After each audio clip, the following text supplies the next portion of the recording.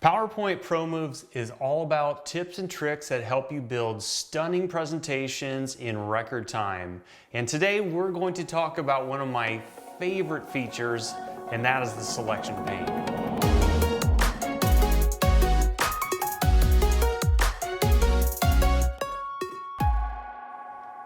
In this video, I will explain what the Selection Pane is and share 5 ways it adds massive speed and precision to your presentation workflow.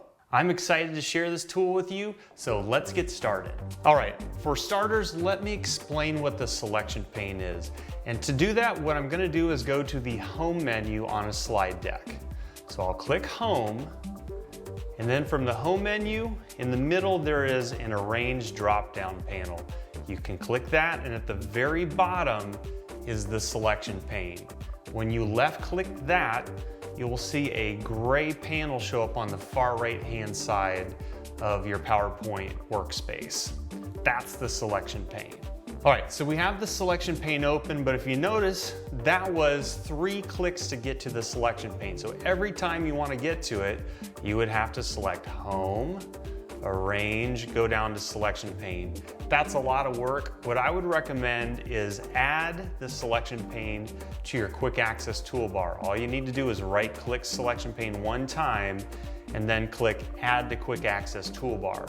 Mine is grayed out on my screen because I've added it to my quick access toolbar, and it is gonna look a little something like this icon right here. So from there, it's a one-click affair to have it whenever you need it, and I highly recommend that. Let's talk about these 5 great ways that the Selection Pane adds massive speed and precision to your PowerPoint workflow. And the first way is the Selection Pane helps you identify objects very quickly.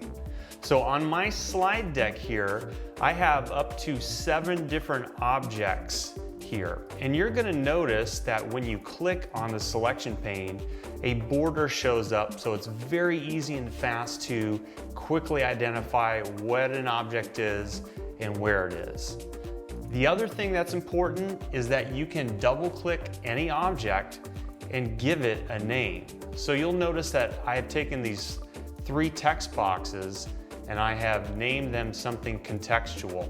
And that could be a benefit if you're going to hand over your presentation to multiple parties and they need to track what's going on, or when you're building a more complex presentation and you need to have a good idea about what objects are on your slide. Point number 2, and I know this will be a shocker, but the Selection Pane helps you rapidly select objects. So for example, instead of having to disrupt or risk moving an object on my PowerPoint slide, I can go over to the Selection Pane and with one click, select an object and then move it around. And you might think that's no big deal, I can just use my mouse. But here's the thing, if you look at this slide, there is an image hidden behind a shape mask that I've titled Couples Get Together. And in this image, for me to normally select it, I would have to move the shape mask over, or I would have to cut it or do something else and mess up my layout to get access to it.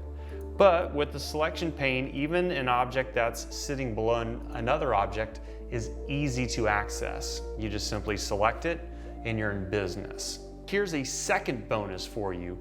If you hold down the Control key, which I'm doing right now, you can select multiple objects at one time without having to disrupt your workflow, do any unnecessary mouse mileage. And if you've over-selected too many objects, while holding the Control key down, you just need to select that object again and it deselects. That is a great reason to love the Selection Pane. Reason number 3 to love the Selection Pane is it really helps you move objects with speed and precision. And here's a perfect example. So we have this image at the back that I've called Couples Get Together. And we've already touched upon how it's easy to select that object, but when you have that object selected, you can then move it without having to do anything with your mouse. You can use your keyboard directional keys and move it around. Or even if you've got an object, let's say in a group. So I'm gonna select all 4 of these text boxes and I'll hit Control G to group them. But if I just said, okay, I need to get in and just slightly move the second text box, well, within that group, I can select just the second text box within the group and make some adjustment without having to ungroup that text box.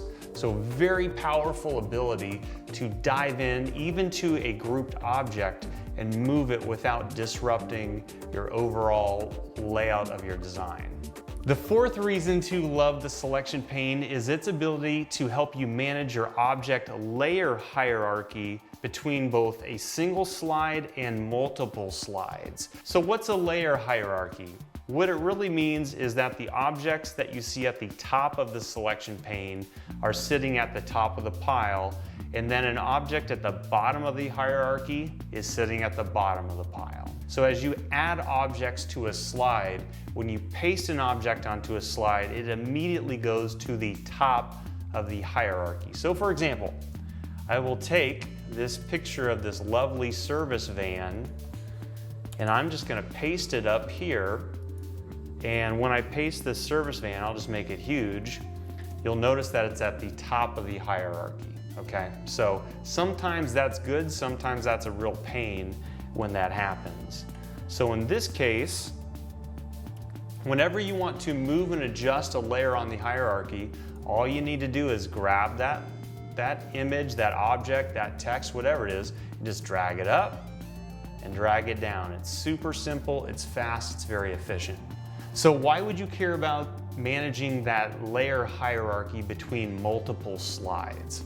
Well, it's simple. When you get into the morph transition, you need to make sure that objects that will persist from, let's say, slide 1 to slide 2 are on a consistent layer relative to each other on slide 1 and slide 2. If not, what will happen is they'll bump into each other and collide, and you'll lose a lot of that magical morph effect.